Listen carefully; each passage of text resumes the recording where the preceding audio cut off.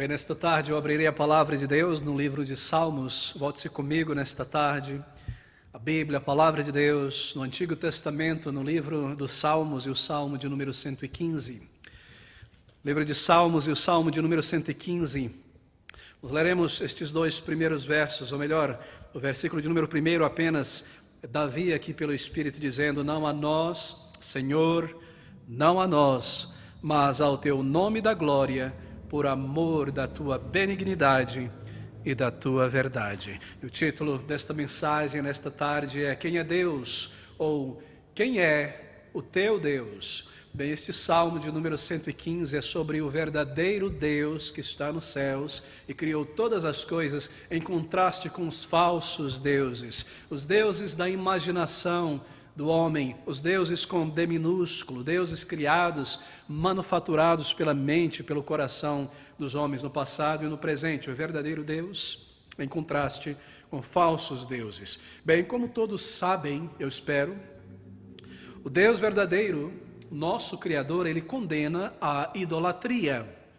Especialmente na Bíblia, entre os 10 mandamentos, o segundo dos mandamentos é aquele que diz que o homem não deve fazer para si imagens de esculturas, ídolos que representem uma divindade imaginária. Ninguém deve forjar tal coisa. Todavia, deuses fictícios, ídolos, sempre foram produzidos pelo ser humano ao longo de toda a história da humanidade, embora Deus que nos criou proíba a manufatura de ídolos, de deuses. O ser humano tem ao longo da história produzido os seus deuses, os seus ídolos. No passado, deuses físicos que poderiam ser tocados, observados, beijados, eram produzidos pelo homem.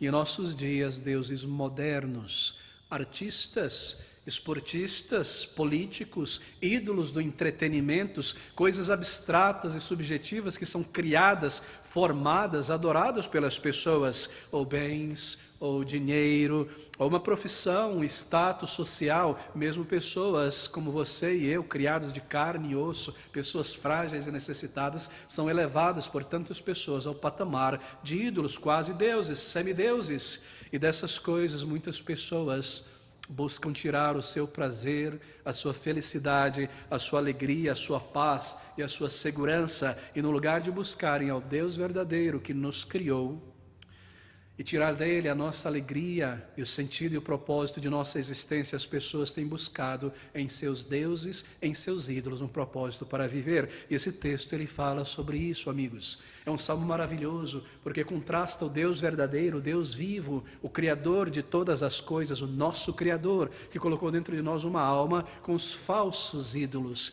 com os falsos deuses que as pessoas criam. Bem, permita-me falar um minuto sobre idolatria.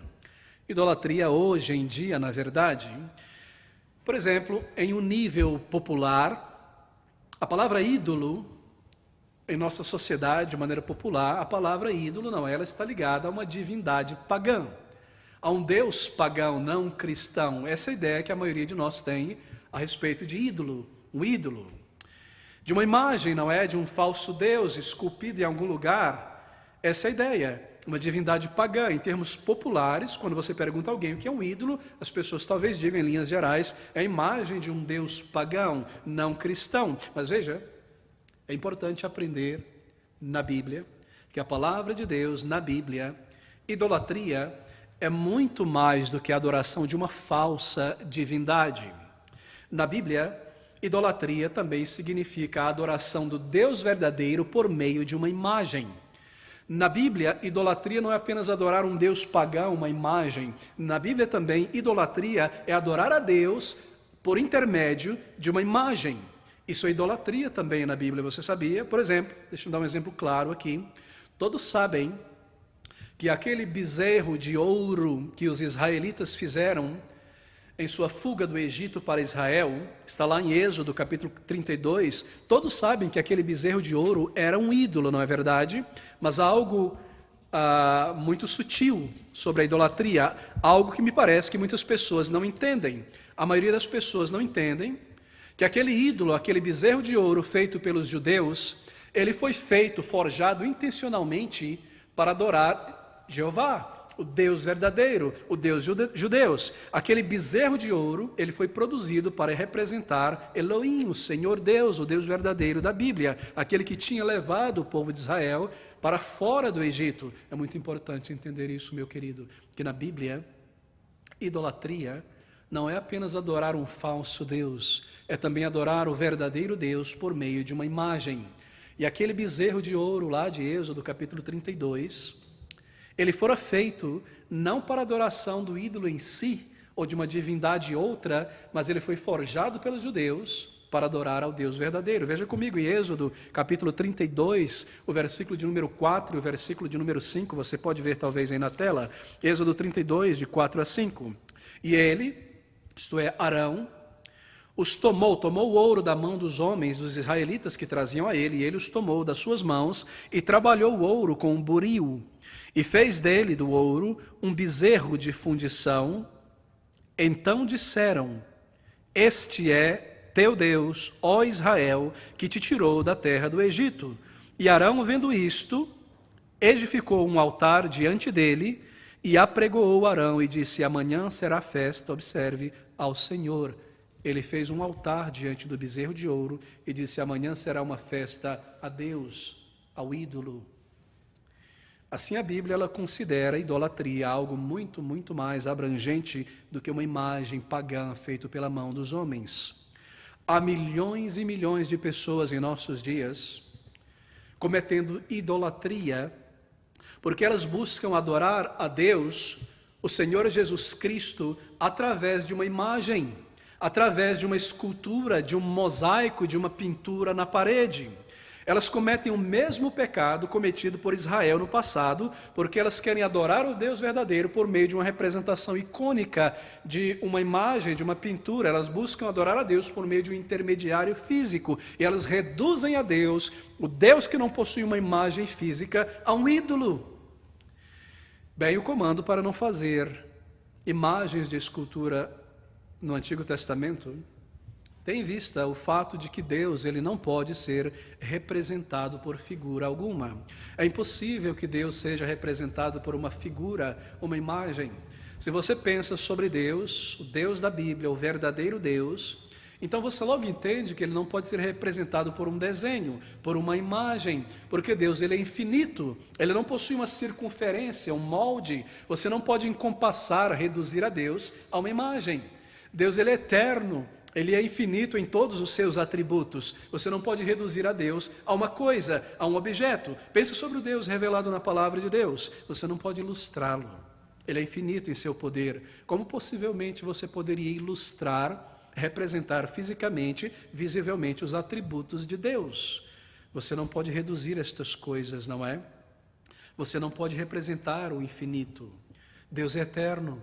Você não pode ilustrar o eterno, você não pode reduzir a eternidade de Deus a uma imagem, uma figura, porque a imagem também engana aquela pessoa que observa. Você observa uma pintura, uma imagem que represente a Jesus Cristo, ou que represente o Pai ou o Espírito Santo, você é enganado por aquela imagem, porque aquela imagem foi o produto da imaginação de um homem, de uma mulher, alguém que pensou: o nariz é assim, a orelha é assim, a cabeça é assim, é uma forma assim, alguma coisa assim. Ele não sabe, ela não sabe, ele nunca viu a Deus. Deus é invisível aos olhos humanos. Como pode então Deus, que é eterno, infinito, um sol sem circunferência, em sua glória, em sua majestade e poder, ser reduzido a uma figura, reduzido a uma imagem? E este Deus, ou melhor, esta imagem, este ídolo, afasta as pessoas do verdadeiro Deus.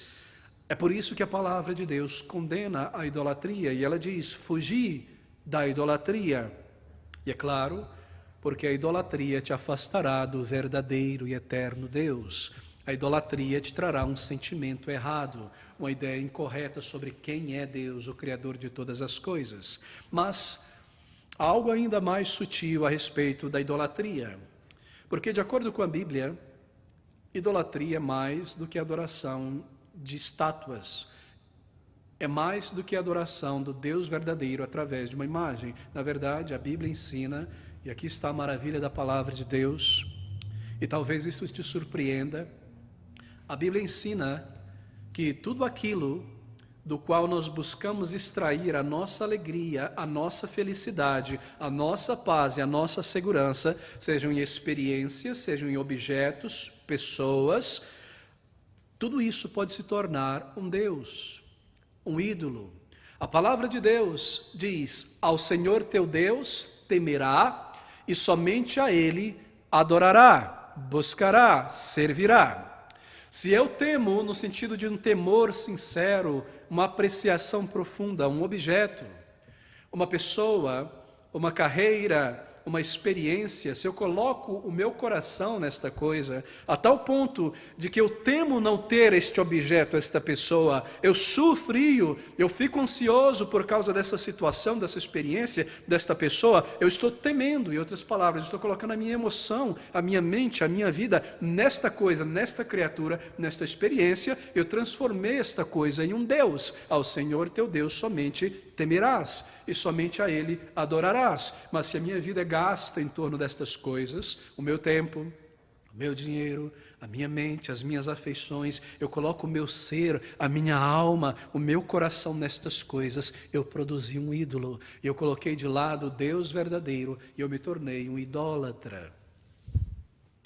Assim, queridos amigos, a palavra de Deus, ela diz que idolatria é muito mais do que adorar um objeto, uma estátua, é muito mais do que adorar a Deus por meio de uma foto, uma figura, uma imagem, tudo aquilo do qual nós buscamos extrair a nossa alegria, a nossa vida, se torna um ídolo, porque nós deixamos a Deus, que é a verdadeira vida, e Senhor, o eterno e glorioso Deus, assim, deuses materiais, criados pelas pessoas, deuses imateriais, imaginários, subjetivos, são criados pelas pessoas, porque estas coisas nós podemos controlar, tocar. O Deus verdadeiro nós não podemos.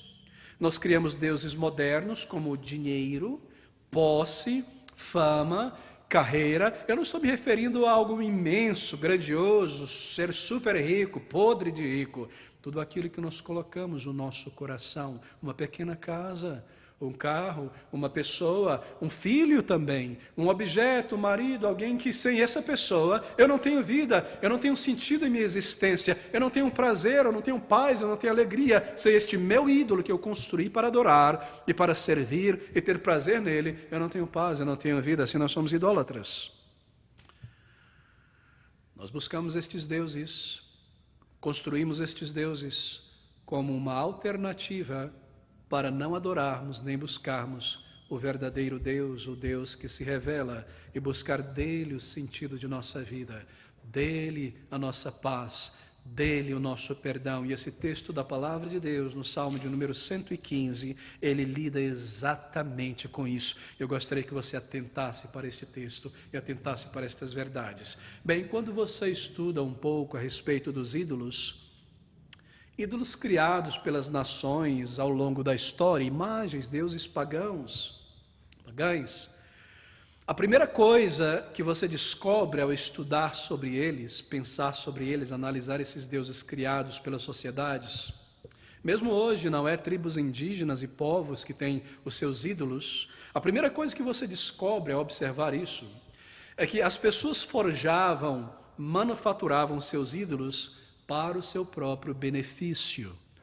O que estava em vista na construção de um Deus com D minúsculo, de uma imagem, de um ídolo, era o benefício da pessoa que o criou, que o forjou. O Deus foi sempre na história para o benefício do adorador, para o bem, para o orgulho daquele que criou aquele Deus, para o orgulho daquele que inventou aquele Deus, e não para o bem do próprio Deus. E não para o bem do Deus representado pela imagem, pelo ídolo. A imagem, ela é criada pelo adorador de acordo com o tipo de Deus que ele, que ela deseja ter, deseja adorar. Deuses no passado eram formados, não só a imagem dele, a escultura, mas a sua cosmologia, cosmogonia, quem é este Deus, a personalidade dele era criado pelo adorador de acordo com aquilo que o adorador que o construía desejava. Algo do qual eu possa me orgulhar, algo que eu possa mostrar aos outros. Aqui está o meu Deus, ele é maravilhoso, ele é assim, assim, assado, veja que beleza, que formosura, que detalhe, que poder, ele representa algo poderoso, ele representa isso ou aquilo. E os arqueólogos nos dizem que na antiguidade As pessoas ricas, por exemplo, elas tinham seus ídolos feitos de prata ou feito de ouro, e as pessoas pobres de pau, de madeira, não é? De barro, de algo mais simples. Assim, eles nos dizem que as classes sociais tinham seus ídolos representados, e você mostrava em que classe social você estava, de acordo com o teu ídolo, você carregava isso com você. E os adoradores criavam, então, tendo seus ídolos, também as suas liturgias. Claro, se você tem um Deus imaginário que foi passado de pai para mãe, para filho, e você o criou, ele não é apenas um objeto, né? Ele está em algum lugar, no céu, embaixo da terra, em algum canto, e você não pode ter apenas essa estátua dele e deixar num canto. Isso é desprezo, isso é sacrilégio. Você precisa criar uma liturgia para adorar esse Deus, não é? Você vai se pintar, vai criar alguma dança, vai queimar um incenso, andar em volta dele. Você tem que inventar alguma coisa que dê uma formalidade, alguma reverência, alguma coisa desse tipo. Você precisa de uma liturgia ser performada diante deste ídolo, para que ele trouxesse algum resultado, para que este Deus imaginário que você criou pudesse te abençoar. Então, para que se ele trouxesse chuva para você, você é um fazendeiro, sociedades agrárias na antiguidade, você precisa de chuva para fazer crescer a erva no campo. E está muito seco, e eu preciso de chuva. Eu vou adorar este Deus, vou pular, vou dançar, vou me cortar para que ele mande chuva. Sempre se inventou alguma liturgia para que ele traga prosperidade, uma boa colheita, saúde, cure alguém. Sempre algo para o adorador. Sempre algo para a pessoa. O ídolo era criado, Deus era imaginado de acordo com a necessidade do indivíduo. Não havia, por exemplo, nada intrinsecamente bom ou de valor nesse teu ídolo, nesse ídolo das pessoas. Não havia naquele ídolo, quem quer que fosse, Dagon, Ra, Baal, Marduk, tantos e tantos e tantos e milhares de ídolos criados. Não havia neles nada de bom intrínseco, nada de digno naquele Deus pelo qual ele deveria ser adorado, por quem ele é. Era sempre para você, sempre para o adorador, sempre para o fiel. Se alguém, por exemplo, no passado te perguntasse: meu amigo, eu tenho meu Deus, você tem um teu Deus, você é de uma outra nação, uma outra cultura, e qual é o diferencial desse teu Deus, desse teu ídolo? Há algo além do normal nesse teu Deus, há nele algo de profundo, há nela algo de maravilhoso, único nessa tua divindade, digno da tua atenção, da tua vida, dos teus bens, do teu suor, das tuas emoções. Não haveria nada. O foco não estava no Deus, no ídolo, estava no adorador. Você poderia perguntar a essa pessoa que adora este Deus: suponha que esse teu Deus não te dê nada, nem chuva, nem sol, nem saúde, nem prosperidade, ele seria digno da tua atenção, suor, estudo, emoção? É claro que não. O ídolo não era adorado pelo seu próprio valor, apenas superstições. Eu creio, alguém diria, que se eu aplacar este meu Deus e fizer um sacrifício para ele, e oferecer um bebê, ou comida, ou frutas, ou verdura, ou farofa, ou cachaça, ou o que quer que seja que ele requer de mim, eu vou ter fortuna, eu vou ter boa saúde. É tudo para mim, é tudo para o eu, o que eu quero, o que eu preciso, o que eu necessito. E amigos queridos, essa é a diferença fundamental entre os deuses, os ídolos criados por nós ao longo da história, seja na antiguidade, ou sejam deuses modernos, e o verdadeiro e o vivo Deus que está nos céus, o Deus revelado na Bíblia. Essa é a diferença fundamental, entenda isso, entre falsos deuses antigos ou modernos e o verdadeiro Deus, porque o verdadeiro Deus da palavra de Deus, o Deus que se revela, ele é adorado por quem ele é, e não por aquilo que ele nos dá. Ele é adorado pelos seus atributos eternos, por sua glória, sua pessoa, sua divindade, o seu caráter, a sua eternidade, a sua retidão e majestade, por quem ele é, não primariamente por bênçãos que nós possamos receber dele. Essa é a diferença abismal entre os falsos deuses que nós criamos hoje, no presente, uma carreira, uma pessoa, um artista, um objeto, uma casa, uma empresa, ou ídolos da antiguidade, e o verdadeiro Deus. Nós o adoramos e o buscamos por quem ele é. Quais são os ídolos humanos? Quais são os deuses que nós criamos? É óbvio, não é?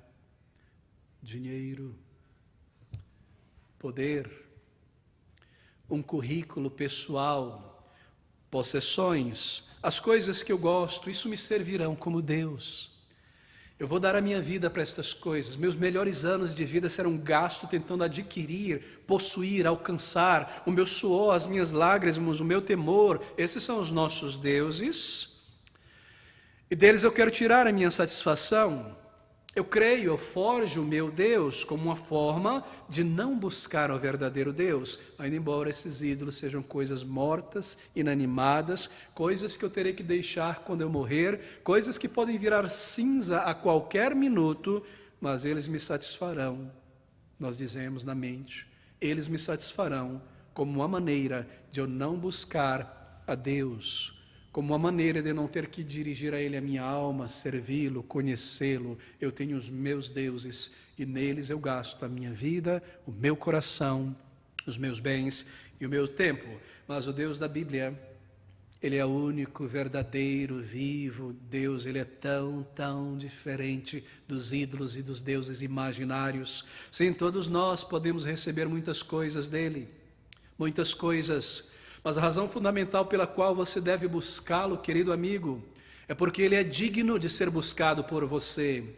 Ele te criou, Ele colocou dentro de você uma alma eterna, Ele te formou à sua imagem e semelhança moral. Você deve a Ele, você pertence a Ele por direito. Nós pertencemos ao Criador e um dia nós haveremos de prestar contas a Ele. Nós vivemos no mundo e no universo dEle, respiramos o ar que Ele nos deu, temos um corpo e um sistema preparado por Ele. Nós devemos, por direito a Ele, a nossa adoração, conhecê-lo, onde Ele se revela na Bíblia. Buscar, saber quem Ele é, qual é a lei de Deus, a vontade de Deus para a minha vida, o que Ele exige de mim, o que eu devo fazer. É por isso, querido amigo, não apenas porque nós recebemos bênçãos dEle, a razão fundamental pela qual você deve buscá-lo, é porque Ele é Deus autoexistente, Ele é a fonte de toda a vida e somente Ele, e Ele somente, é digno de ser buscado. É um Deus que se revela e pode ser conhecido e cabe a você e a mim buscá-lo enquanto há tempo. Buscá-lo enquanto nós estamos vivos, antes de termos que prestar contas a Ele. Ele é o Criador da vida e Ele é em si mesmo a melhor coisa que nós podemos experimentar em toda a nossa jornada, em toda a nossa existência. Conhecer o meu Criador, conhecê-lo de fato, ter um relacionamento pessoal com Ele, orar a Ele e saber que Ele ouve as minhas orações e me guia, ter um relacionamento pessoal, não mais uma ideia abstrata, um Deus teórico, Ele lá, eu cá, mas um relacionamento real. Isso é possível. A Bíblia nos diz, e todo aquele que tem buscado a Deus, por meio de Jesus Cristo, tem encontrado um verdadeiro relacionamento pessoal e a sua vida transformada por Ele. Somente Ele pode perdoar os meus pecados, os teus pecados. Somente Ele pode socorrer a tua alma e tirar esta culpa que há dentro de você. Deus não é um Deus distante, Deus não é um Deus longínquo, Deus é um Deus que se revela. Nós não precisamos criar ideias, liturgias, imagens sobre este Deus. Ele fala, Ele se revela na Bíblia, nós podemos conhecer. Veja, Deus criou o mundo inteiro, o céu e a terra, e Ele colocou um homem inteligente neste mundo. E Ele se revelou a esse ser humano por meio da natureza, da criação. A Bíblia diz lá em Romanos, na carta de Paulo à igreja em Roma, aos romanos, que Deus Ele se revela pela natureza. E pela criação nós podemos saber que este Deus Ele é todo poderoso, porque Ele fez coisas grandiosas, que Ele é santo, que Ele é poderoso, que Ele não é uma criatura, Ele criou a criatura. Mas para muito além da criação, Deus falou ao ser humano e separou aquela nação por meio da qual aquela nação deveria ser um porta-voz à humanidade sobre a glória, a santidade de Deus. Ele deu a sua lei, os seus profetas, Ele ensinou aquela nação e um dia então, segundo a sua promessa, Ele próprio na pessoa de Jesus Cristo veio a este mundo e nós ouvimos a sua palavra, seres humanos, e vimos a sua glória e todas estas coisas então foram registradas na Bíblia para você e para eu, para nós conhecermos a palavra de Deus e o Deus que se revela. Ele não é um Deus distante, Ele não é um Deus em silêncio, Ele não é uma força abstrata, uma energia, algo vago. Ele é um Deus pessoal, porque Ele nos criou com pessoalidade para conhecê-lo que é pessoal. E Ele se revela, e Ele pode ser buscado por você na palavra de Deus e conhecido, e você ter um relacionamento real com Ele. E nós precisamos ser reconciliados com este Deus através de Jesus Cristo, porque nós estamos longe dEle, vivemos longe dEle em nosso coração, ainda embora nós afirmamos talvez crer em Deus. E nós não negamos a existência de Deus, mas nós vivemos como se Ele não fosse real, e de semana a semana nós não buscamos conhecer, nem sabemos que Ele tem uma lei e um caminho de reconciliação e de perdão. Nós vivemos de acordo com a nossa imaginação. Bem, logo no início deste Salmo de número 115, há algo muito interessante. Eu quero seguir através dele nos poucos minutos que nós temos. Observe o versículo de número 2. Isso é muito interessante. É uma pergunta. Por que dirão os gentios, e gentios significa as nações que não temem a Deus, as gentes, os gentios. Por que dirão os gentios, onde está o teu Deus? As nações que estavam em volta de Israel, elas sabiam que o Deus de Israel era um Deus invisível, era um Deus que não podia ser visto com o olho humano. E assim eles ridicularizavam os judeus, os hebreus, e diziam: cadê o Deus de vocês? Onde está a estátua? Onde está o ídolo do Deus de vocês? Nós não conseguimos ver. Aqui está o nosso grande Deus Dagon, imenso, Marduk, Moloque. Você vê o nosso Deus, ele é grandioso, ele tem uma estátua imensa, um templo, seus sacerdotes, etc, etc, etc. Mas onde está o Deus de vocês? Versículo 2. Por que dirão os gentios, onde está o seu Deus? Vocês podem ver o nosso Deus, tocá-lo, beijá-lo, se prostrar diante da imagem. Para eles, Deus tinha que ser visível, um ídolo. Porque, veja, um Deus invisível nos causaria grande temor, não é verdade? Um Deus que eu não posso ver, um Deus que eu não sei onde está, um Deus que eu não possa fazer coisas erradas, porque Ele pode estar ali do lado, Ele pode estar lá fora. Um Deus que eu não vejo me causa temor. Assim é preferível ter um Deus visível em uma imagem que esteja em algum lugar ou distante, em alguma outra parte do universo, do que ter um Deus invisível. Nós não queremos um Deus que se revele, não é? Um Deus que possa ser conhecido pessoalmente, buscado. Por quê? Porque talvez um Deus pessoal, um Deus que se revele, que fale na palavra de Deus, Ele tenha critérios e padrões que eu preciso seguir. Assim, nós não queremos isso. Nós não queremos um Deus que tenha uma opinião. Os deuses falsos, eles não possuem opinião sobre a minha vida, nem critério, nem demandas. Nós não queremos um Deus assim. Nós queremos um Deus limitado a uma imagem. Nós queremos um Deus que, quando eu estiver cansado desse Deus, eu posso pegar Ele e guardar no armário, e fechar o armário e seguir a minha vida. Esse é o tipo de Deus que nós queremos. Esse é o tipo de divindade que nós queremos. Assim é o coração humano. Eu tenho conhecido pessoas no meio, entre aspas, cristão, e também fora do cristianismo, que possuem suas imagens de Deus, de Jesus Cristo, ou do seu Deus, da sua divindade.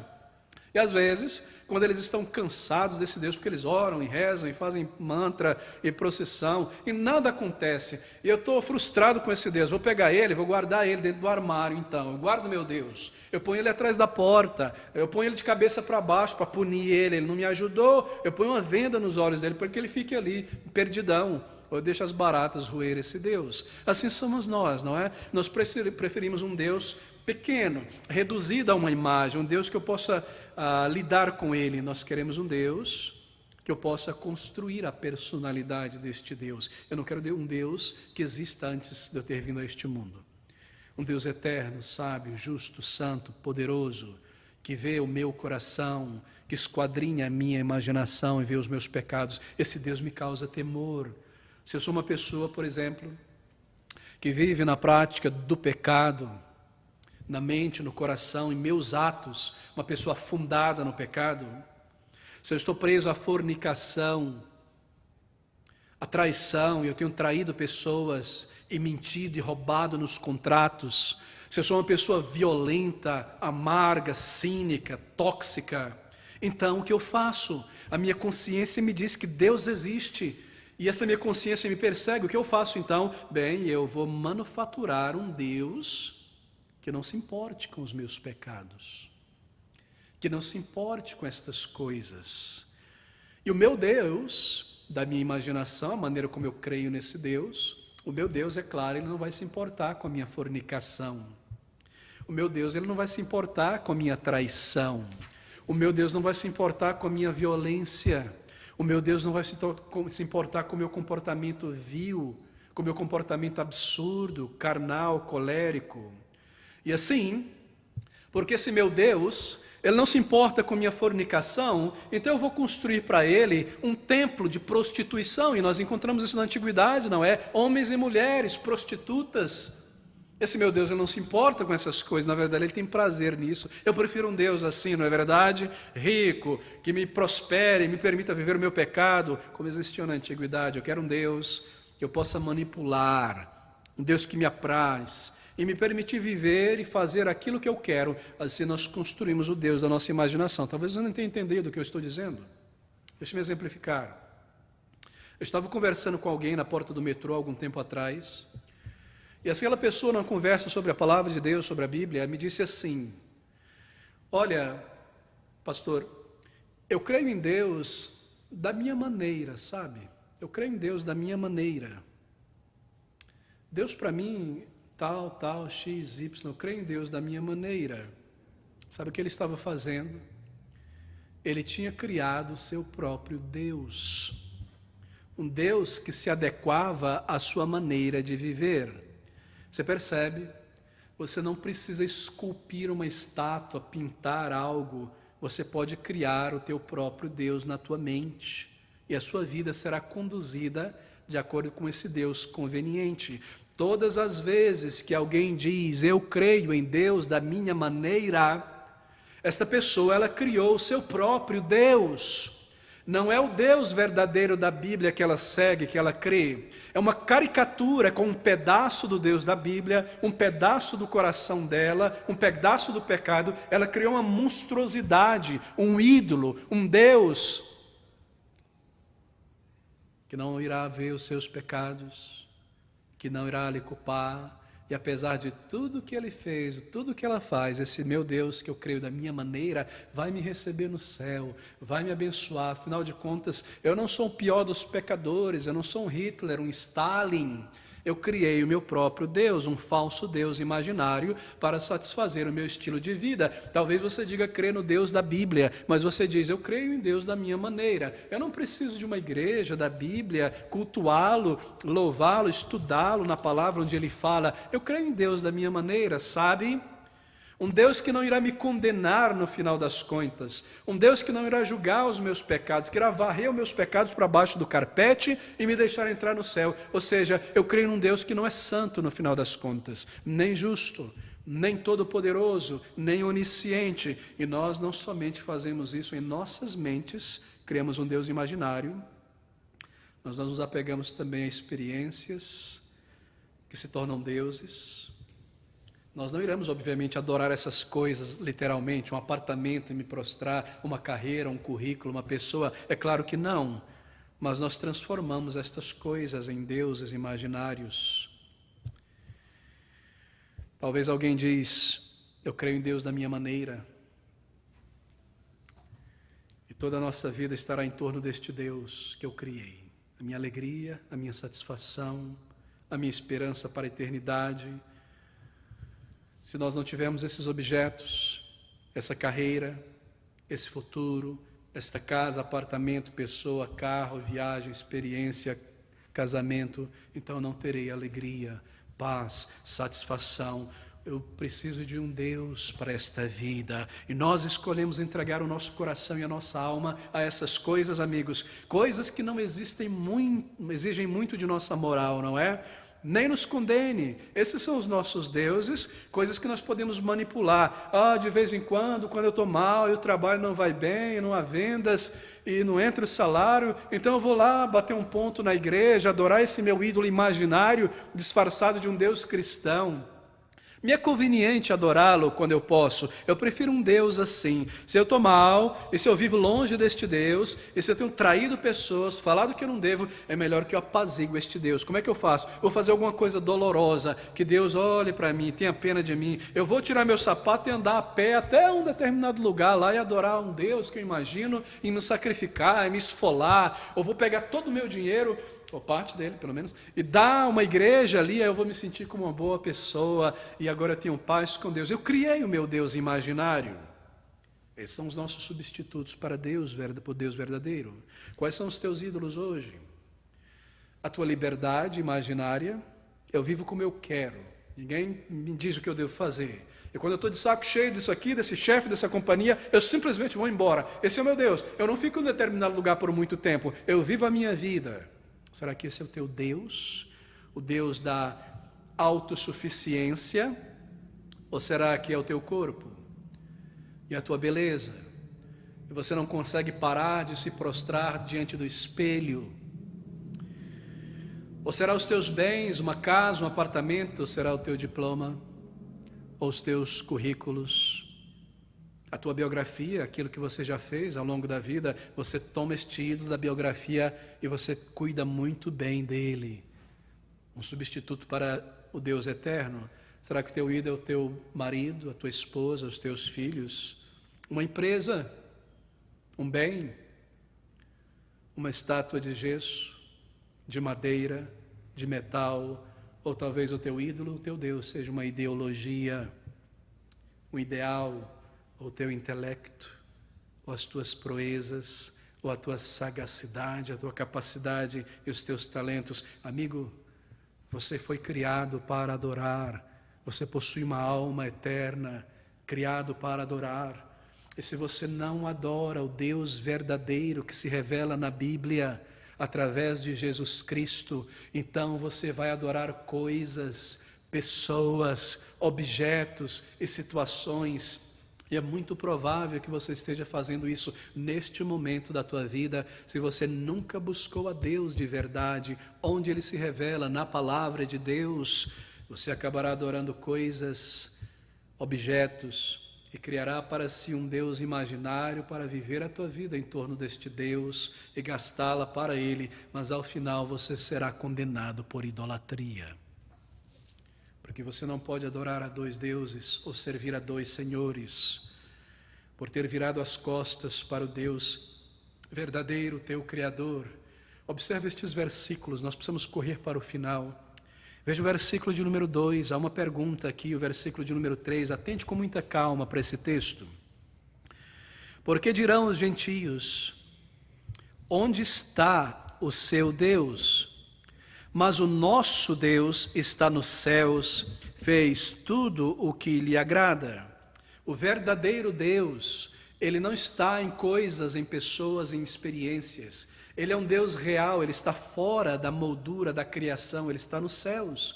Ele é o Criador que existe desde a eternidade e criou a moldura, criou os céus, criou o mundo. Ele é um Deus que se revela, Ele é um Deus que possui uma personalidade, uma pessoalidade. Ele não está em ídolos, Ele não está em objetos. Versículo de número 4 e 5. Os ídolos deles são prata e ouro, e a obra das mãos dos homens. Observe com muita calma agora. Eles têm boca, mas não falam. Olhos têm, mas não veem. Bocas, mas não falam. Estes deuses imaginários que as pessoas inventam, eles têm uma boca, mas eles não falam, isto é, eles não possuem uma mensagem. Eles não possuem uma boca para falar. Eles não têm nada para dizer, estes ídolos que nós construímos. Eles, por exemplo, não têm qualquer explicação sobre o mundo, sobre a existência, sobre o propósito da vida. Pergunte ao Deus Sol egípcio, Ra, ou a Horus, ou a qualquer outro ídolo, Buda, Iemanjá, Oxum, uma imagem, uma estátua. Pergunte a este ídolo, você tem uma explicação para a vida? Pergunte a Marduk, a Mamon. Pergunte aos ídolos de madeira e barro que tem dentro de casa. Pergunte à tua empresa. ao teu corpo, à tua beleza, ao teu dinheiro, à tua carreira, ao teu currículo. Pergunte eles têm boca, mas eles não falam. Eles não podem explicar o que irá acontecer com a tua alma ao final da tua vida, nem porque deste vazio existencial, embora tudo esteja bem, a família esteja bem, a carreira esteja bem, a saúde esteja bem, porque eu me sinto tão vazio. Eles não podem te explicar. Somente o Deus verdadeiro pode explicar estas coisas. E a razão, ele nos diz, é por causa do pecado e a nossa alienação dele. Eles têm boca, mas eles não falam. Têm boca, mas não falam. Olhos têm, mas não veem. Estes ídolos não veem. Eles não sabem o que nós estamos fazendo. Eles não veem nem conhecem os nossos pecados. Nós podemos fazer qualquer coisa terrível debaixo dos olhos destes deuses, qualquer coisa absurda, eles não veem. É por isso que nós preferimos eles, não é? Eles não conhecem, eles não são oniscientes, eles não sabem o que eu fiz e a minha esposa não sabe, eles não sabem o que eu fiz e o meu chefe também não sabe. Esses deuses não veem as coisas que eu imagino em minha mente e meu coração contra pessoas. Eles não conhecem a vida alternativa que eu vivo longe de casa. Esse Deus imaginário que eu forjei tem olhos, mas ele não pode ver, e assim ele não pode me condenar. Por isso, eu prefiro este Deus. Eles têm olhos, mas não veem. Versículo 6, têm ouvidos, mas não ouvem, narizes têm, mas não cheiram. Eles têm ouvidos, mas os seus ouvidos não estão abertos para a nossa oração, e assim eles não respondem. Eles não podem ouvir o teu clamor, e assim, quando você se vê vazio e em desespero, e você chegar ao final das tuas forças, eles não te responderão. Eles não têm ouvido para te ouvir, eles não têm boca para te responder. A quem você irá clamar? A quem você irá rogar por ajuda e por socorro? Ao teu apartamento? Ao teu corpo? À tua companhia, empresa? A este ídolo da música, do esporte? Ou a este Deus monstruoso que você criou na tua imaginação? Eu creio em Deus da minha maneira. Versículo de número 7. Tem mãos, mas não apalpam. Pés têm, mas não andam, nem som algum sai da sua garganta. Tem mãos, mas não apalpam. Eles não têm poder algum, nem mesmo para apertar a tua mão, nem para te dar um abraço, nem para andar em tua direção. E se eles não têm poder para ir em tua direção, para vir ao teu encontro, eles não têm poder absolutamente para mais nada. Mas é extraordinário, não é?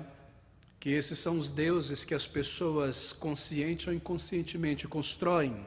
E eles rejeitam ao Deus verdadeiro que se revela na palavra de Deus. E eles se entregam a ídolos do dinheiro, da carreira, da beleza, uma vida funk, uma vida de violência, do crime. Esse é o meu Deus, eu me satisfaço com estas coisas, eu vou viver para isso. E talvez você perderá a tua vida vivendo para este Deus, sem conhecer o Deus verdadeiro, e o perdão de Deus, e uma paz verdadeira, e a verdadeira alegria e satisfação, a autoestima, a estética, uma carreira, a fama. Esses deuses não têm poder, eles não têm padrão moral. No teu leito de morte, eles não poderão fazer nada por você. E ali, eles não terão mensagem, nem voz de consolo e de paz. Nada para te dizer sobre o que irá acontecer quando a luz deste mundo se apagar para você. Nada, nada, não possuem garantia de nada após a morte. E quando você morrer, meu querido amigo, os teus ídolos morrerão com você. E você terá que prestar contas ao Deus verdadeiro por ter desprezado o Senhor Jesus Cristo. E o seu perdão que Ele te oferece hoje nesta vida. Mas esses são os deuses que as pessoas têm. Esses são os deuses. Nem visão, nem voz, nem mensagem, nem explicação, nem perdão, nem comunhão com Ele, nem poder para perdoar os teus pecados e tirar a culpa e te dar paz e a certeza de vida eterna. Veja esse versículo de número 7, tem mãos, mas não apalpam, pés têm, mas não andam, nem som algum sai da sua garganta, nem som algum sai da sua garganta. Interessante, o versículo de número 5 já nos disse que eles possuem boca, mas não falam. O que quer dizer então, nem som algum sai da sua garganta? A palavra hebraica traduzida aqui para garganta, o som que sai da garganta, é a palavra suspirar. Eles nem mesmo suspiram, eles não suspiram, eles não possuem afeições, eles não sentem por você. Eles não suspiram por você quando você está em dificuldade. Estes deuses que você criou, eles não têm compaixão por você. Eles não suspiram vendo a tua miséria. Eles não têm um coração de compaixão por você. Quando tudo se for, quando a beleza se for e os bens se forem e tudo que você acumulou, você está morrendo e não pode levar com você, e o teu dinheiro, o teu intelecto, a tua família, e o que quer que seja, e a idade avançada chegar, e as enfermidades correrem como ondas contínuas, esses deuses não te ajudarão, a tua carreira não te ajudará, todos os teus bens acumulados, a tua biografia, as tuas medalhas, as tuas boas obras ao próximo e a tua caridade, todo o prazer possível que o pecado possa ter te oferecido, não poderá te oferecer nenhum conforto no leito de morte. E há seres humanos vendendo as suas almas por esses ídolos e colocam Deus verdadeiro de lado, mas o Deus verdadeiro é real. E Ele nos criou, e Ele fala na sua palavra, e Ele explica, e a sua explicação é satisfatória, porque ela é verdadeira, uma explicação sobre quem eu sou, porque eu fui criado por Ele, o que está errado comigo, porque eu sou um pecador, o que Ele proveu em seu amor para a minha salvação, Jesus Cristo Salvador, como eu posso ser salvo pelos méritos dEle, o que eu devo fazer? Me arrepender diante dEle. Entregar a minha vida pela fé e confiar no Senhor. Ele fala, Ele me vê em meu pecado, Ele tem compaixão, Ele suspira, e Ele enviou o Salvador Jesus Cristo a este mundo, um Deus que sente, um Deus que viu a miséria do ser humano e enviou Jesus Cristo a este mundo. Não é maravilhoso?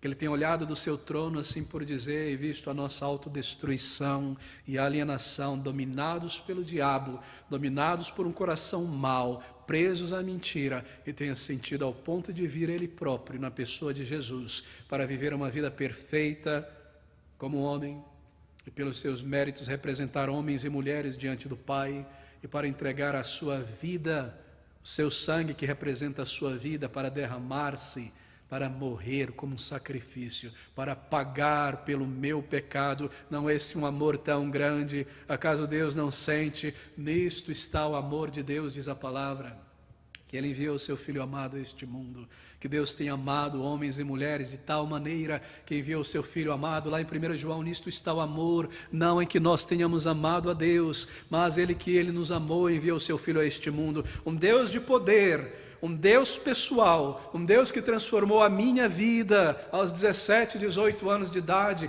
e transformou a vida de milhões e milhões e milhões de pessoas, um Deus que me conduz desde aquela época, que ouve o meu clamor e a minha oração, e eu o conheço porque Ele se revela a sua palavra, e eu tenho paz e certeza de vida eterna, uma nova vida, uma verdadeira alegria, uma mente, um coração transformado. Qual é o teu ídolo? Quem é o teu Deus?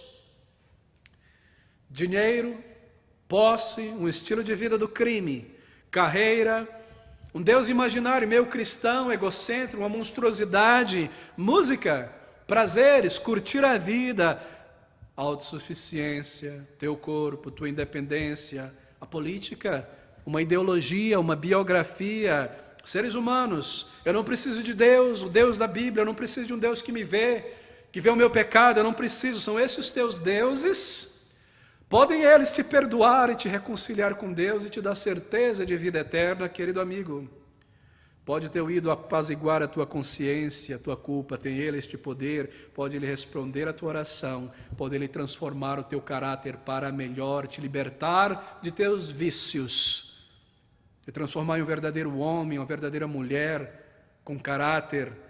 Você tem uma alma eterna, amigo, dirige esta alma a Deus, o verdadeiro Deus. Vá em oração ao Senhor Jesus Cristo.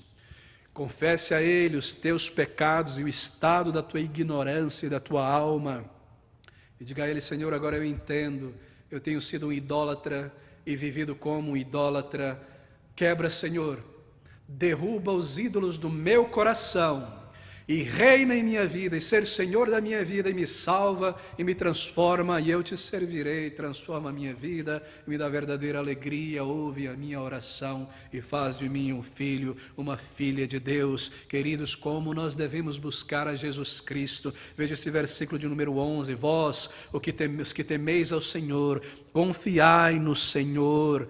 Confiai no Senhor, Ele é o seu auxílio e o seu escudo. E quanto nós devemos confiar nele e buscá-lo, confiar na sua palavra de salvação, confiar no que Ele diz e não no que o meu Deus, conforme eu criei, diz, a minha imaginação, confiar nele. Versículo de número 13, Ele abençoará os que te temem, os que temem ao Senhor, tanto pequenos quanto grandes. Essa é uma promessa, não é?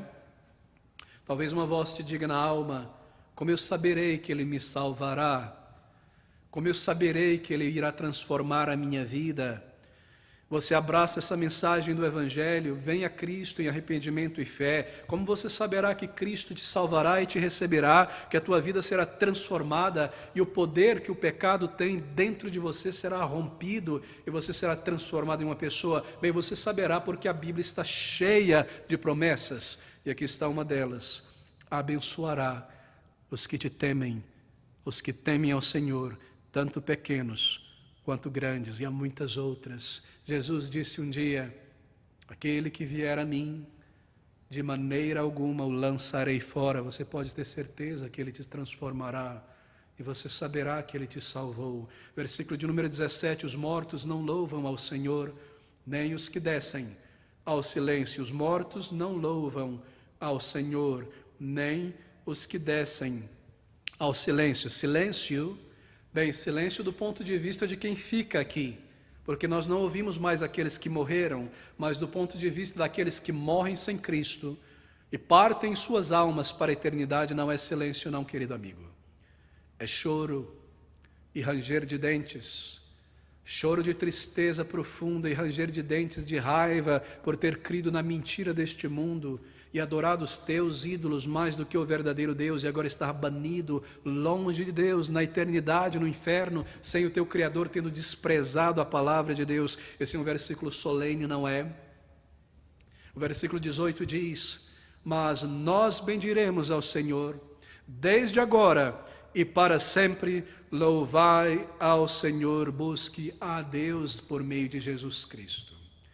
Mesmo hoje, onde você está, não é difícil, não é complexo. Você não precisa de um lugar geográfico para buscar a Deus. Ele é Espírito, Ele é um Deus verdadeiro, onipresente.